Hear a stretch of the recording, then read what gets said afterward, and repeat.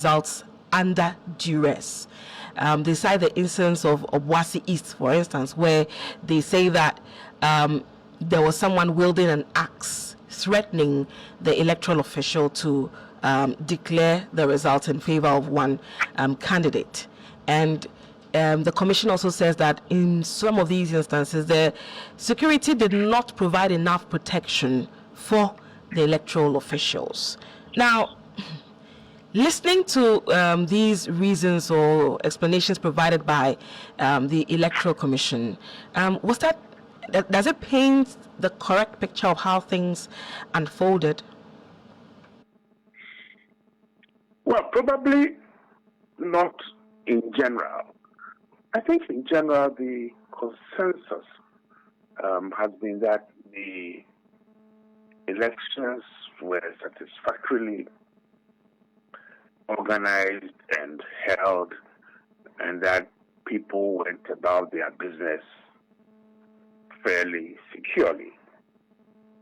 That does not, take away the fact that there may have been instances where, violence took place, or that specific individuals may have been threatened. But to claim that the security did not perform, I think that is an overstretch of what we all witnessed in this country. Now, the Electoral Commission, you say that it is an overstretch, but if it performed, if the security performed, generally well, but when it was crucial, the EC feels it didn't show up. I mean, what would you say to those who say that? Well, then when it mattered most, it didn't show up. When it matters most, where? In one instance, out of 276. I don't deny the fact that there may have been lapses, but I don't think it is the individual instances that is used to judge the performance of an institution. Otherwise, the EC as an institution would have gotten an F prior to the elections, because they made numerous unforced errors in their own work, from tabulation to, basic arithmetic, to whatever you call it. But that is not how you assess an institution's performance. It is the overall conduct over a period of time. And I think we all do agree that the EC did very well. So we have 9 outstanding constituencies, very contentious in terms of the procedures and the mechanisms used to declare a winner. Post that process, a decision has been taken to recollate.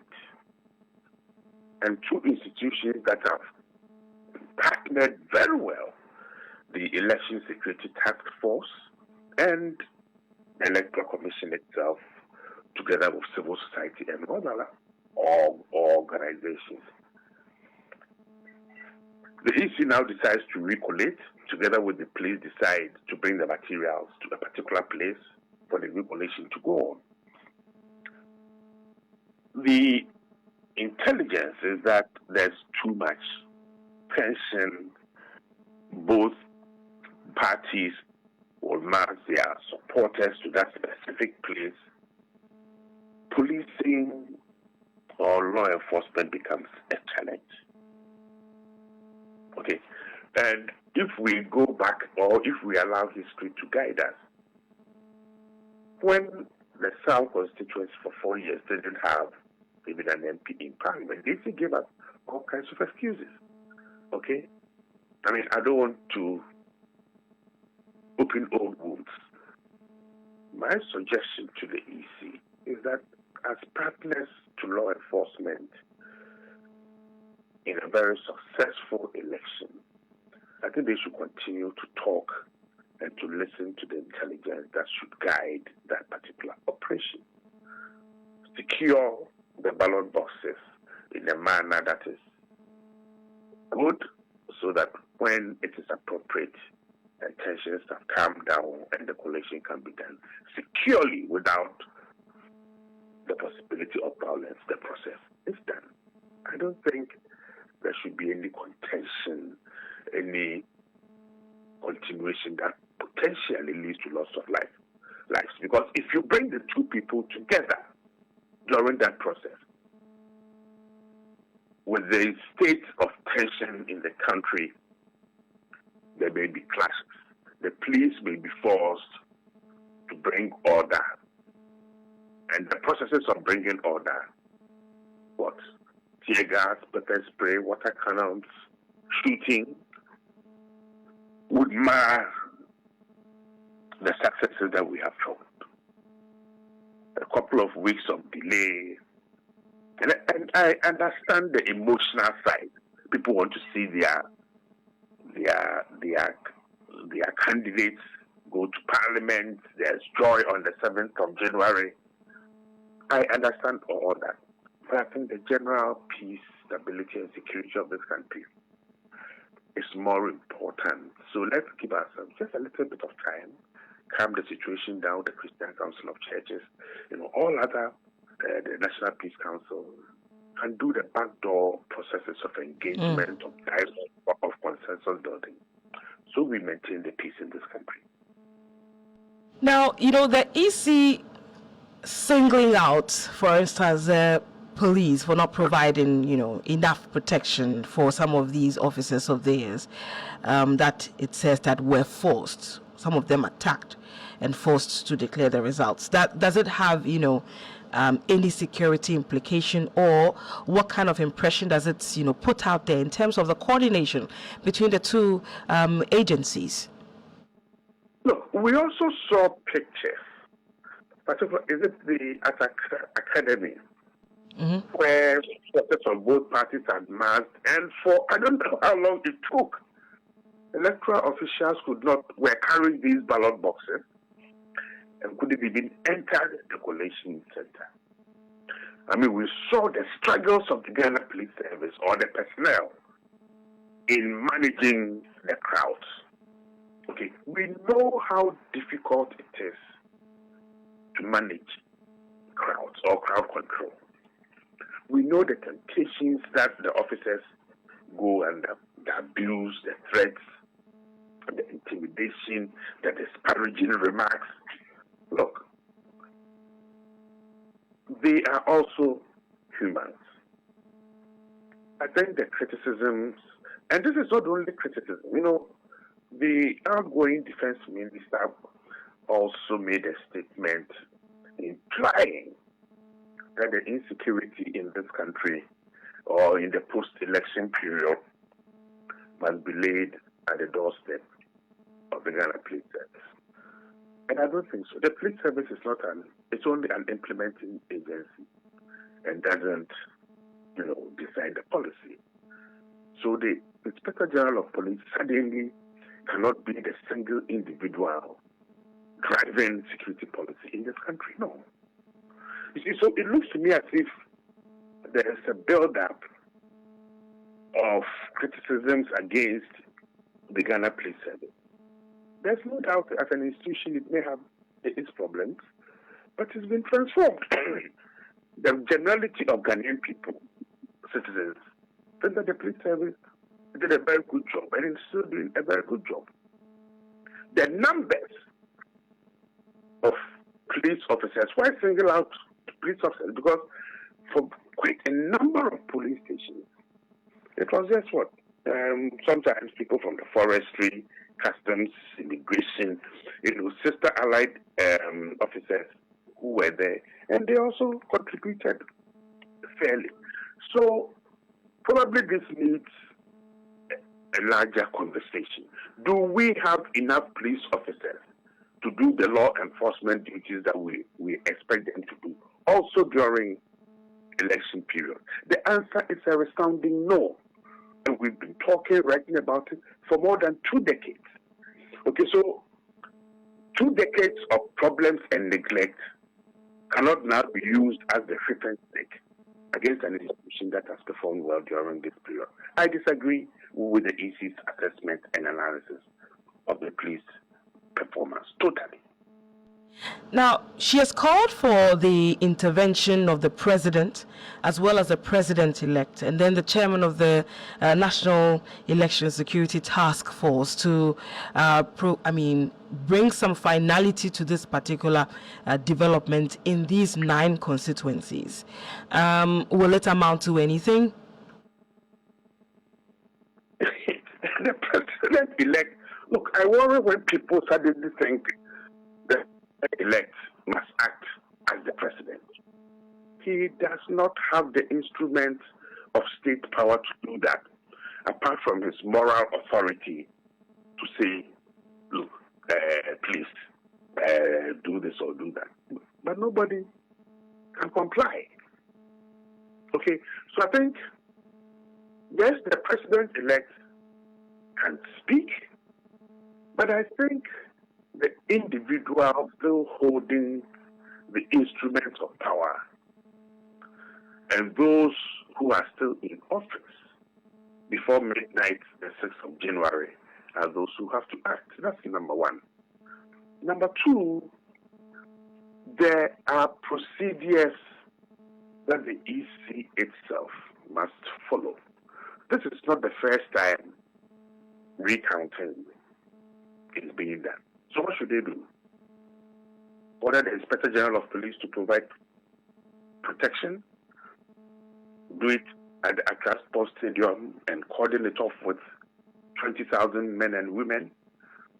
Okay, you know, occasionally when there are problems and they get into the public space, then individual pride comes in. I need to win this argument. I want to win this debate. And I think we must move beyond that. Can we do this? What does the law say in terms of the regulation? Because one of the most favorite phrases in this country has been people saying, go to court. Mm-hmm. In a worst case scenario, then let the court decide. Those people can tender their arguments before a court of competent jurisdiction. But it will be unprofessional for the collation to be done knowing that it can degenerate into violence, the destruction of property, and probably lives being lost. That will be irresponsible on the part of any institution that has information pointing to potential violence. Mm. And that's why you talked about the need for the involvement like institutions like the Peace Council. Peace Council, CODIO, credible institutions that have played credible roles in diffusing different types of tensions in this country. We need such institutions, and we need to use our institutional processes to help us in periods of tension. Because immediately you bring those bearing weapons as part of the resolution process, the possibility that it might end not in a peaceful outcome is also present. And therein lies my appeal to give ourselves time for the tensions to be diffused. This is not the first time it has been done in this country. And I think the EC chair herself stated it, that irrespective, were we to add all the votes to the gentleman who conceded in a statesmanly manner, mature manner, it wouldn't change the outcome. That gives us the leeway to give ourselves the time to douse the fires, and then when it's appropriate, provide the protection needed so that the recollation can be done securely and the results announced to the generality of the Ghanaian public. Now, there are some rumors making the rounds that, there are some form of attempts to have the IGP ousted over his handling of the elections security. If there is any merit to this, would it come to you as a surprise? On the day the IGP was appointed, there were conspiracies to oust him. Why? Because he has been firm, he sought to transform his institution, and the generality of the Ghanaian public think he has done well. I've seen more than 6 or 7 different long letters from withdrawing money from the IGP's account in the Bank of Ghana to making dubious promotions to everything. So even if Inspector General Dr. Akufu Dampare coughs during a press conference, his detractors will say, that's enough, why should he cough in public?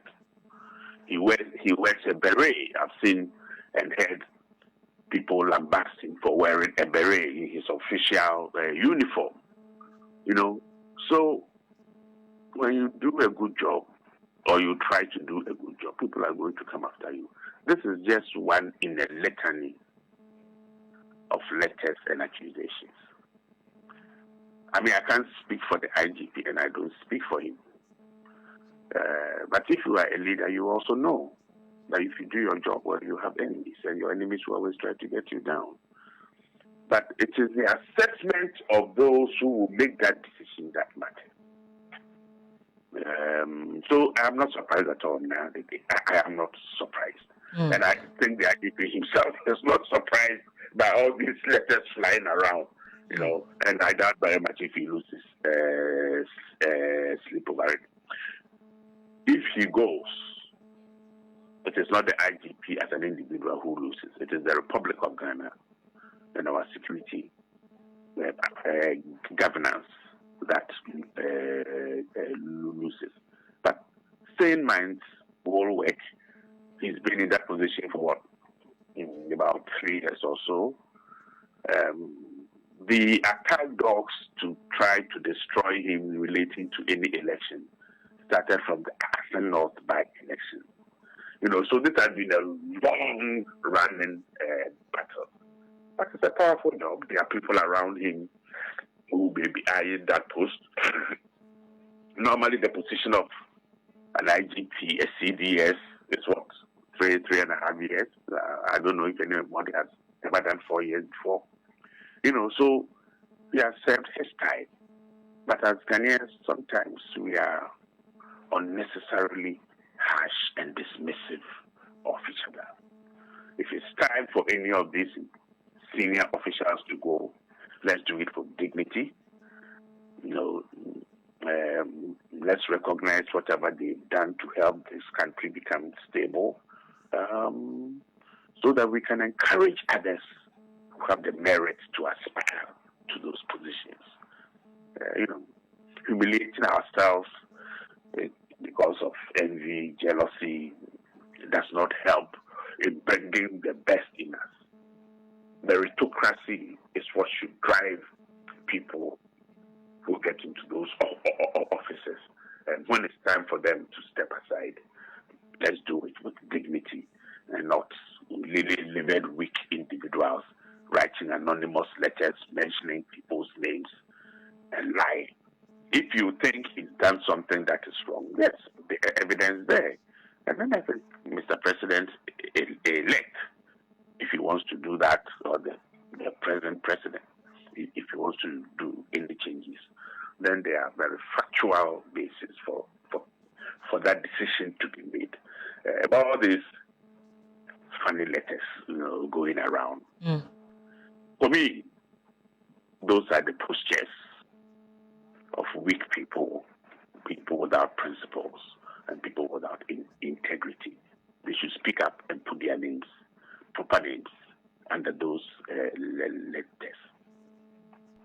Prof, thank you so much for speaking to us. It's been an honor speaking to you. I'm grateful for your time. It's always a great pleasure, Nadia. Have a pleasant day. Same to you, sir. You heard us speak to Professor Kwesi Ainin. He is a security consultant, speaking to us in relation to some of the concerns that have been raised by the chairperson of the Electoral Commission. As you are aware, there was a press briefing yesterday by the Commission where it mentioned that some 9 constituencies, due to irregularities, will not uphold the results there. Some of them due to incomplete collation. Others as well, she says that the due process was not followed in terms of the declaration. This is still the Morning Star here on Star 103.5 FM.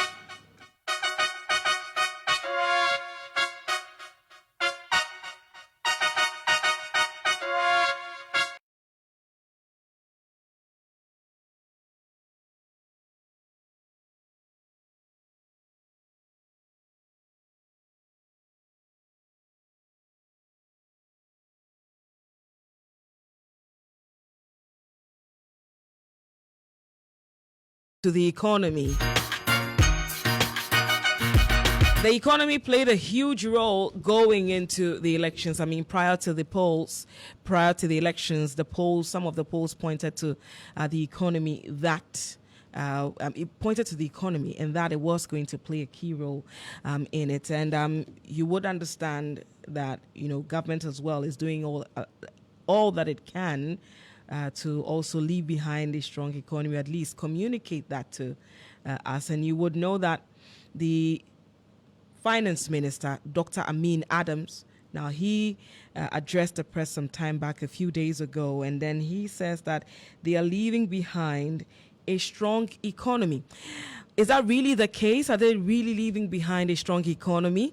The president also reiterated that and said that we are returning to the pre-COVID growth, among others. And let's speak to Dr. Richmond Etiahene. He's a banking consultant and a financial analyst. Thank you so much, Doc, for joining us here on the Morning Star. Good morning. I hope you're doing very well. By His grace, I'm doing exceptionally well. Well, the economy was a big deal going into the elections, and it will be part of us for as long as we are here. Government has been consistently, for a week or so now, they've been consistently harping on the narrative that, they're handing over a strong economy. Meanwhile, the incoming administration does not share in this optimism of the outgoing government that the economy is strong. In fact, they believe that the economy is on its knees. Doc, where do we stand? What really is the state of our economy? Is it strong?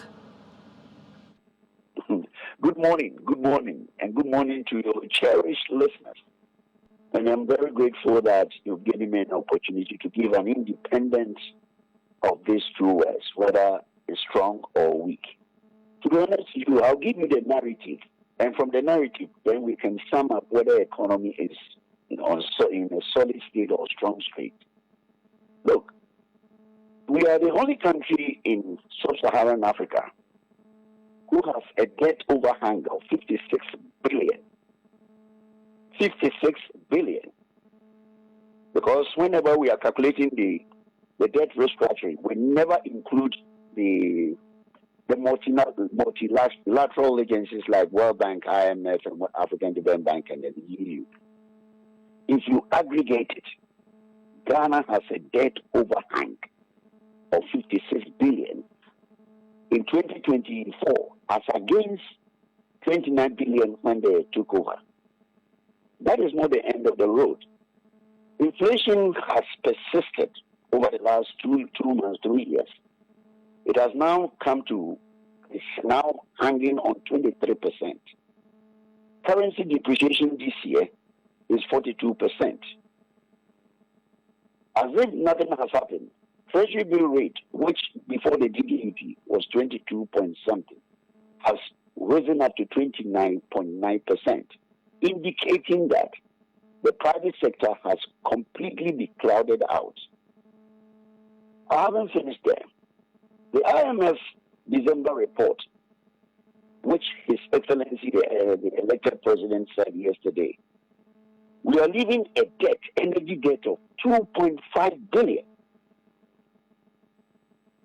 That is not the end of the road. Contractors, road contractors and other service providers, according to the IMF document, we have an outstanding debt of 37 billion, which is about 7.1 of the GDP. So if anybody can tell me from these variables and indicators that I've said it, and these are all coming from documents from either IMF or the World Bank, how can you describe a bankrupt economy or a solvent economy as strong? There is no indication anywhere. Yesterday, 3 days ago, and that is where I have my problem with the IMF, we came back to tell Ghana that Ghana's economy is very fragile. Yes. The fragility of the economy is with a higher inflation. You have serious depreciation. You have a crowding out. And you have a higher policy rate, 27%. And currently, bank lending rate is about 35%. So if anybody can come and tell me that with these variables, you can say the economy is strong, then I don't know the variables. And I think he takes his variable from only the reserves that we have. We can pay 3.5 months reserve of your 8 billion. The fact is that since you have suspended paying interest and principal on the debt, all these things have helped up to beef up the foreign reserves. Immediately you started paying your debt in 2026, 2025, 2027 going, you may not even have 4 billion left in your coffers. The reason being is that the reserve that the minister was talking about, it is because we haven't been paying our debt, not because we have exported more cocoa or gold or diamond or non-traditional. If you haven't done that and you're not paying, and you're only judging your economy by the fact of only a reserve, which the reserve accumulation is also due to the IMF injection that they've been doing. They were giving us about 1.76 billion, and they restricted us. They restricted us not to dissipate the money. So these monies have been kept in escrow account. So that reserve is not cocoa you have sold. Number one, it's not gold you have sold. Number two, it's not the remittances you have captured. Number three, it's not the non-traditional export you have done. It is only because the IMF money came in, and also you have not been paying your debt, principal, and interest. So building up the reserves, immediately we go building we started paying. There will be nothing like giving 3.5 billion for us. So from the metrics and what I have, I find it very difficult. I find it very, very difficult. I was only surprised that IMF came in later to tell that the economy is fragile. This statement should have been made even before the elections to give us a true position of the economy. Ask any economist. You can go to Legon, all these professors, and they will tell you these are the matrices and the indicators used in talking about strong economy. Let me tell you, recently he said that Ghana has grown 7% the last quarter. If you have grown 7%, your inflation is 23. Let me make it categorically. In the real growth GDP, you haven't grown. You are a negative growth economy. Your next neighbor, let me quote Ivory Coast. Ivory Coast consistently, let me read what the World Bank said. Cote d'Ivoire has maintained a resilient trajectory average real GDP growth of 6.5% over the last 3 years, 2021, 2022. They have discounted the inflation because currently inflation is 2.6 in Ivory Coast. Currently, inflation is 2.6 in Ivory Coast. So if you say you have grown, Ivory Coast has grown 6.5, it means they have discounted the nominal and then put the real growth because it is the real growth that grows the economy. not the nominal, because the nominal do not take into consideration inflation. Currently, inflation is 27%. So if you work the 7% he said from 23, you are heading on negative trajectory. You haven't grown. So let us not deceive ourselves as Ghanaians. Let us be very objective. Let us be very objective and be very, very concise and let people know where we have been, where we find ourselves. You hear people talking as if it is a normal business. I want to tell Ghanaians, I can clearly say in this my nearly 17 years in this, this is the worst thing that I have seen in my life. I was hearing the ERP, the PAMS card, the FinSap, all the PAMS card, and all those things have been part of it. I haven't seen anybody leaving a debt of 56 billion. 56 billion, inflation of 23. And you just have to say that the economy is on strong trajectory. No. I don't know which figures. And I was very glad that the IMF came just after he made that statement to say that Ghana's economy is very, very fragile. So this is what I was telling you for the time. So you side with the IMF that our economy fragile is something. In fact, it's something you have been saying for as far as I can remember, especially when we've been having the conversation about the economy with you. You've always talked about how some of this optimism or this positive picture painted by government does not really reflect what the issues are on the ground. Now, there are those who have said that, the IMF's position is not so new to us, because usually you would notice that they would only speak about the true state of the economy when a government is exiting. Is that what we are seeing here? No, yeah, exactly that is always. You see, that has brought us where we are. I've always asked myself, anytime these people attend the World Bank and IMF October meeting or September meeting, couldn't they have told them that you are taking the country into a gutter? I thought you are the lender of last resort, so you need to put the brake on it. You don't let it go, and then come and give us create a hardship condition. Currently, according to the World Bank data, about 11 million poverty people. By 2025, it's going to go to about 35%, which is about 13 million people still living under abject poverty. So if you could have prevented this initially, why didn't you warn them? That is what I have my challenge. And I've asked one of the former officials of World Bank, I asked him, I said, look, all these things were passing through your nose. Why did you let the people destroy the country? He said, when you tell them, they'll take it for a pinch of salt. And so when they take it as a pinch of salt, then they will come back. They will come back and seek for relief. And I said, don't give them relief. Let us all die. He said, look, we can't let the whole nation go down. But I believe that one of the policies of these multinational last agencies, especially IMF and World Bank, they should be bringing the stick to hit people, to tell them that you can't go all the way you're going. You find somebody borrowing for consumption. He's not borrowing for productive investment. And then how do you allow him to go on?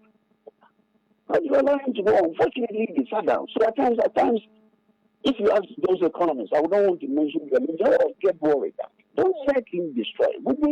Within 8 years, we've come from 29 billion to clearly 56 billion. And when you go, we haven't made any serious productive investment, like we have created a super highway from Kumasi to Accra. We haven't seen anything. And if you are borrowed and it's consumed, it means that our grandchildren and great-grandchildren are going to pay. So I find they should be more proactive. I'm sorry to use your platform. World Bank and IMF should be more proactive. What they are doing, they are too retroactive. And by the time they realize the poor are getting poorer, facing taxes, and we're going to face more taxes. Because other than that, there is no way we can service the debt. So for me, my advice to the multilateral is that you should speak to them. It is not when you are handing over. Then you come and give a gloomy picture when already some of us know the picture. And when we say it, because somebody is in power. He doesn't want to even listen to you. And I've been consistently saying this since 2017. But the way we are going, we're going to kill ourselves. Unfortunately, look at what has happened to us. There is no economy. Let me make it clear to the man. I have the figures, I have the data, I have the variables. Let him bring the variables. And let us sit one-on-one and justify how strong the economy is. Strong economy must have a lower inflation, a stable currency, a lower deficit, lower policy rate. These things are not there. We have a policy rate of 27. I think the biggest in the whole of Saharan Africa. It's bigger than any other country. How can private sector grow? Unfortunately, people will choose their words and say it. But for me, the way how we are, my sister, or my daughter or my sister, we are in a serious trouble. I think the president-elect has a lot to do, even to stabilize it. Because some of the strategies they employ has actually facilitated this downward trend of the economy. Doc, thank you so much for speaking to us. We truly appreciate your time and enjoy your weekend. You too. All right. Have a good weekend. You had us engage Dr. Richmond Etiahene. He is a banking consultant and a financial analyst. And we spoke to him in connection with what the state of our economy is. A lot of the times you hear the politicians play with the numbers and decide to tell us what it is, depending on which side of the aisle they find themselves on. If they are in government, even when things are going south, they will say that it's the best. When they are in opposition, a lot of the times really what they say is what is actually on the ground until they get into office. So that's the situation we have on our hands. The outgoing administration says that they're leaving behind a strong economy. Well, the incoming administration does not think so. What does the Ghanaian think? Well, they say that if the economy is good, you feel it in your pocket, right?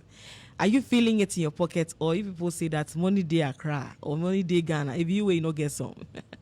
Well, we picked the independent thoughts of Dr. Richmond Etiahene. He tells us that, look, we don't even have an economy. So, Charlie, have a good one. It's still the Morning Star here on Star 103.5 FM. We'll be talking some legal matters in a bit after this break.